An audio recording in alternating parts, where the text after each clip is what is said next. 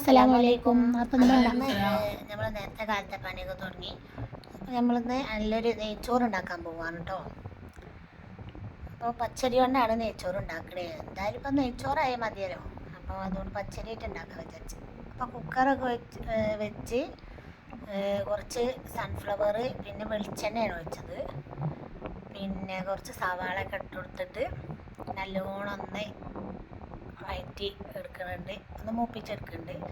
കറുവാപ്പട്ട ഏലക്കായി അതൊക്കെ ഇട്ട് കൊടുത്തിട്ട് ആവശ്യത്തിനുള്ള വെള്ളമൊക്കെ ഒഴിച്ചിട്ട് ഒക്കെ ഇട്ടിട്ട് നമ്മൾ അരി കഴുകി ഇട്ട് കൊടുത്തിട്ടുണ്ട് കേട്ടോ.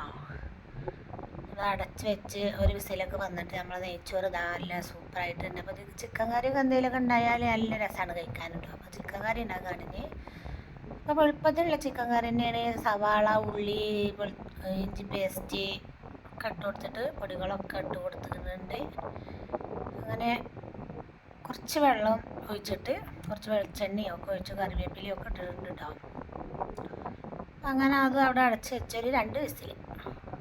അങ്ങനെ അതും ആയി, നമ്മളെ കറി ഇവിടെ റെഡി ആയിട്ടുണ്ട്. അപ്പോൾ ഓക്കേ.